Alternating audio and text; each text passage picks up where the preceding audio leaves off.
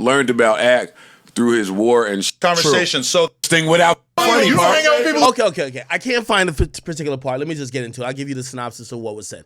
So essentially, Joe said, we obviously know there's been domestic abuse allegations about Joe for a very long time. He's fought to try to clear his name. He's never gotten convicted on any of them. Actually, most of them, from what I've seen, that has ever turned into an arrest or any criminal charges always got dismissed. I want to keep within the confines of the law. If you want to take it and say, well, if he's had over 5, no matter if they got dismissed, he's beating chicks, whatever you want to say, I'm just trying to keep it within the confines of the law. Joe's my man, but I still want to try to be fair. These things have existed before I even knew Joe. I met Joe in 2017 when I went to audition for Everyday Struggle. I've seen and I've known Joe for a while, and I remember, and I guess this is where me and Adam disagree, and this is where I understand why Joe gets at him for this. I remember when it was, and I don't want to, offend any particular party, especially a woman, when I'm discussing this type of material, but I remember a time when Joe was trying to negotiate with Spotify and also try to get a couple other deals. Randomly, it came out, there was a page with like 3 followers that was keen on trying to send me, but I knew also they were trying to send other blogs, paperwork from it was a unfiled court case. So they basically had documents that wasn't filed in court, right? So there was no docket number on it, but it was prepared to be filed. So an attorney clearly prepared to file the documents, but it was not officially filed with the court. They sent the documents to me. When you read through the documents, it had more and more detailed allegations about Joe. They wanted me to put that out. Granted, some of these situations were rehashed and talked about a long time ago. He was never charged. Again, for me, it felt like propaganda. Anyway, this is what I did. I know Joe at this point. I called Joe. I said, Joe, I'm going to give you a heads up. There's people sending around documents. These documents they're not even court documents. These are documents that either, I don't want to get too much into that because I don't want to assign no blame, but these are documents that's basically trying to make you look crazy, and they're trying to get media outlets to put them out. These stories have been rehashed this and third. This is no new information. Me and you have personally talked about any of these allegations. Me and Joe had a powwow when we just first started. We cleared the air on anything. If there was anything that needed the air to be cleared on, and everything, it was not new information. I did not choose to publish it on my platform, okay? I gave Joe the heads up about it because I knew that was going to be a very difficult day or week within the media, because other people with probably a incentive to try to make his life more difficult at the time were probably going to publish it, even though there were, like, you're showing us court documents, but you didn't file them in court. Like, it's odd, right? I gave him that courtesy. This is where Joe and Adam comes in. Joe brings up a story of Adam's people posting a rehash story about one of these allegations, because, put it like this, he has a bunch of exes. Some of them have said stuff about him. Anytime they're trying to promote a project, they're not that popular compared to Joe. They'll always get asked about Joe. So they go on platforms and people ask them about Joe, and maybe to spice stuff up, or I'm not saying they're lying or whatever, but they might give their rendition of whatever they think they said happened with Joe, and that might include bringing up the allegation again. Adam's team publishes it, and for the people who are looking at it, it looks like new information and new content. Joe hits up Adam to say, yo, bro, why are y'all posting this in 2022? This is really old. Adam, I believe, responds to him, I'm going to see why my team did it, and basically came with a couple of excuses that almost basically said he had to respect his team's posting, and that's where me and Adam draw the line. Or, like, that's where we completely differ. And that's why I had some issues with Adam at times. Adam either is plain dumb or doesn't acknowledge that he's the boss. Flacco's not the boss. AD's not the boss. Trell's not the boss. None of your staff's the boss. You're the boss. And when you're the boss, you tell your workers what to fucking do. You don't tell them like, oh, if my man's hit me and tells me, yo, the story is old and false and fake. Oh, they just pointed out. Old, false, and fake. I don't want to be like, oh, let me talk to my... No, I pay their bills. Take this shit off my fucking site. That's the problem. Adam sometimes act like he's not the boss. Nigga, all you gotta do, you send one group message to you put, just like Kanye do it, put all them niggas in the group text. Y'all take this shit off my fucking site immediately. Now. No questions need to be answered. We'll talk about it in the next meeting. Get it off. No more stories about this. And if you're gonna run a story about it, run it through me first. That's it. You're the boss. You don't gotta go back and forth with workers. Me and my workers don't have a debate on what I'm gonna do. I run this shit. Imagine me and a worker like, no, nigga, you know why? Because the brand face is me. That's why I still have to approve everything that go on my Instagram. You know why? If I post something that is really offensive, or say I let some intern do it, the intern's head ain't gonna be the one that's possibly knocked off when he walk out in the streets. I gotta be liable for it. So why the fuck am I debating with an intern or a worker what should go up on the site? I don't care. Y'all keep saying Flacco. No, Flacco is a worker. No Jumper is seen to be Adam. No Jumper is seen to be Adam. He could try to ship blame like, oh, well, that wasn't me, that was Flacco. Well, you pay that nigga. So if you tell that nigga, take it off my fucking site now, that nigga will need to adhere to what you said or get fired. That's it. So that's why I was saying, I'm like, yo, when you say you got to talk to you got to reason with your employees, I'm like, nigga, you're the boss. That's when I feel you're playing dumb. That's when I feel you're playing dumb. You're the boss.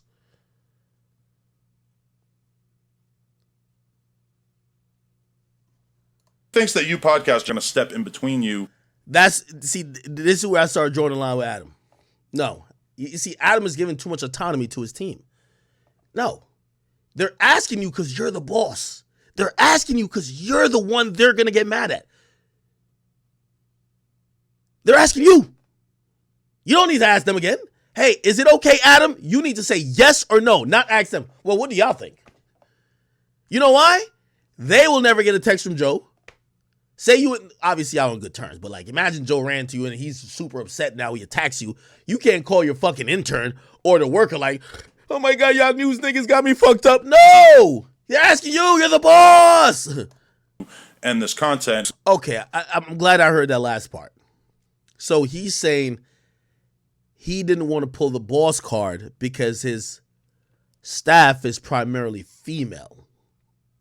And the team that submits it is female. So, and this is implied reasoning here.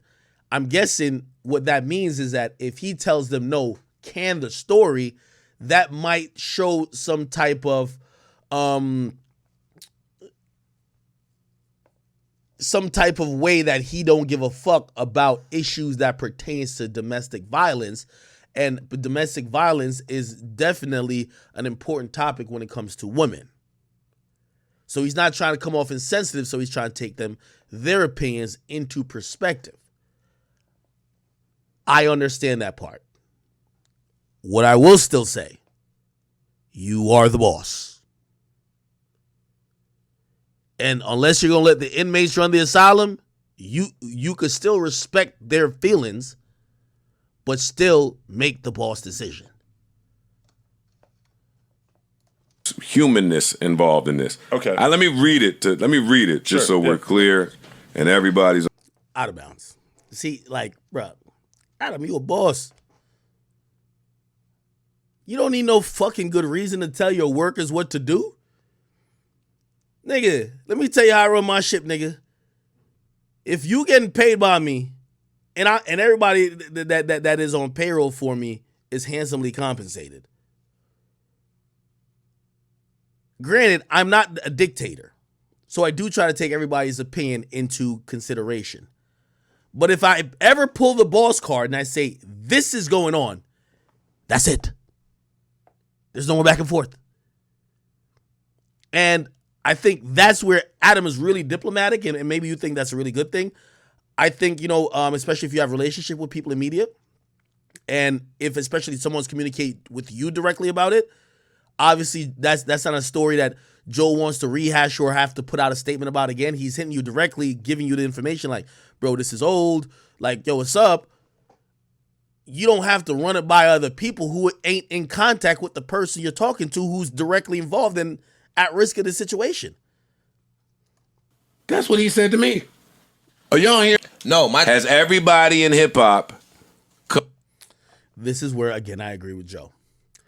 When the whole thing was like, it was like Celine and some other girl, they were on Adam's platform talking about me, and that kind of got me enraged because people were trying to paint a narrative about me, which wasn't true. I got upset at Adam because I'm like, yo, Adam, when people were saying things about you, and Adam knows this to this day, at times when women hit me up and they say stuff that is erroneous, that is usually rooted in bitterness, that has no factual basis to it, I don't run to the internet to talk about it. I'll text Adam privately to say, yo, I'm giving you the heads. I do this with everybody. I'm giving you the heads up.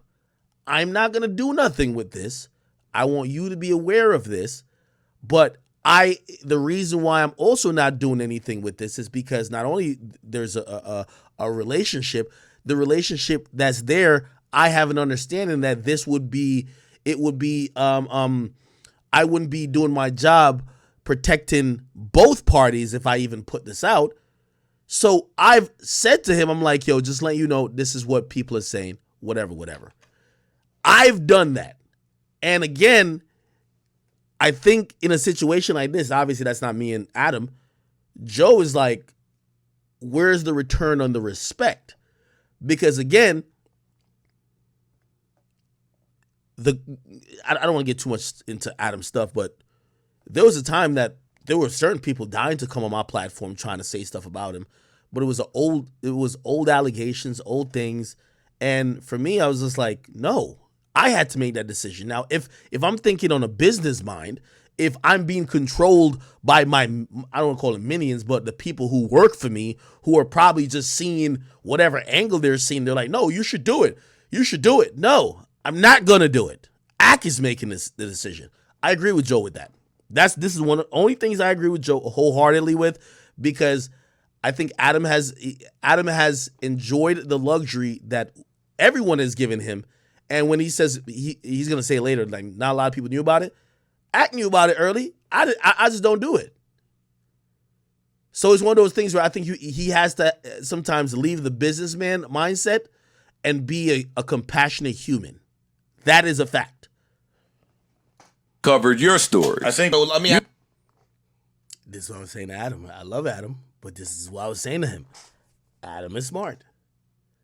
And with the more employees Adam gets, Adam knows how to hide and kind of coat a lot of behavior between, oh, my staff did it. You think I can't do that on Instagram now?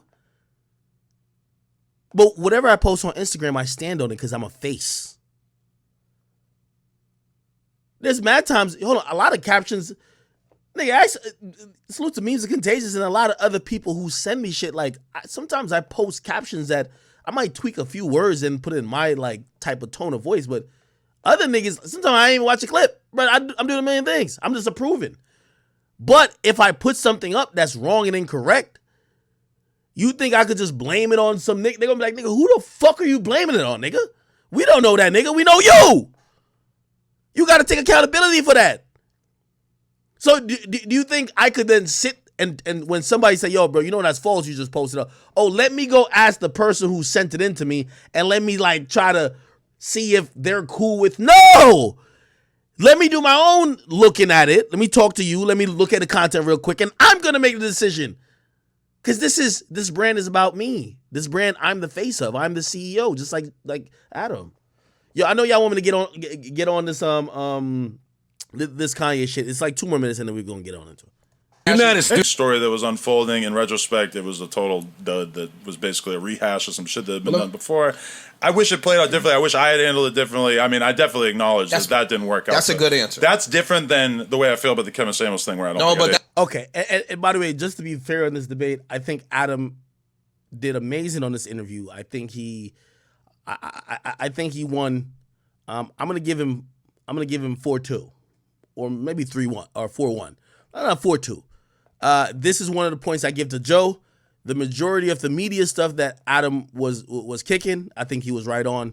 And that's just trying to be unbiased in looking at it.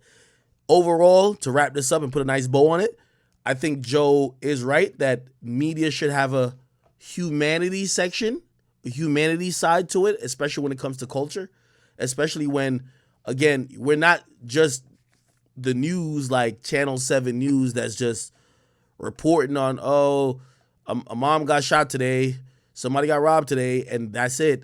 Like, we're reporting about artists who might be promoting crime through music. That crime is kind of existing in a weird place in culture where, you know, fans are enjoying it, this and third, but also we're promoting it. And then, you know, like, it's a weird place to be. It's not just dry reporting like the actual 7 o'clock news. So with that, you have to make human decisions. You can't just only move like a company. I agree with that when Joe is saying it. 100% agree with that. I also agree with Adam when he says that people are trying to look at people who do content like him or myself or Vlad or whoever the case is, and they're not being equal with how they judge the artist for the content that they're putting out, and also how other people are also talking about the content. It seems more like a jealous thing where like you're like, oh, y'all are profiting more, right? You're profiting. Oh, you're a multimillionaire, and this guy, he doesn't have a lot of money and he's on your platform, so you're bad. No, they're coming on the platform because they want to be Lil Durk. They're coming on the platform because they want their careers to get to that point. And Lil Durk is richer than Adam and me. Okay? So I'm on Adam's side there, but it's a good conversation, a good debate. And by the way, I texted Joe like yesterday. Me, Adam, I know he would never let Vlad into a room. Me, Adam, Joe, and I got to think about like a fourth. I think it would make it for a great conversation about media, culture. I would say Charlemagne, but these days I feel like Charlemagne is in a like Charlemagne on his late night tip right now. Pause. Yeah. Somebody says Lil Durk isn't richer than Adam or you. You're incorrect. Yes, he is. You don't know how quickly a rapper gets it. You know what I mean? First of all, Lil Durk signed a big ass deal with Interscope, right? Also, Lil Durk is going out to shows multiple times a week, gaining at least $250,000 for a show. Do you get what I mean? Like, for me or Adam to make $250,000, we have to get our videos or other business ventures. That, like, these guys are getting it quicker. Now, I'm not gonna say over time it will pan out to be that, but I think in the last run that Lil Durk has had for the last 2 years, I think Durk has earned easily $15 million. In the last 2 years, if Durk ain't earned $50 million, he ain't doing nothing. You get what I mean? So a guy who's making money way more rapidly than me or Adam at this point, yeah, I think he's richer than us, right? However, say we go 40 years later, I hope to have a company that still lasts for 40 years from now, and I think Adam is definitely planning for that as well. Maybe in 40 years, or not, it probably won't be 40 years. Let's say 15 years, right? In 15 years, the conversation would probably be very different, right? Because media companies appreciate with time, and rappers clout and earning potential after they hit their peak usually go down. So might change, but right now, like, Durk is getting it, bro. Like, yeah, Durk is one of the highest earning rappers. I'm gonna be honest with you. He does a lot of shows. He does pretty reasonably on streaming. Yeah, Dirk is getting it right now.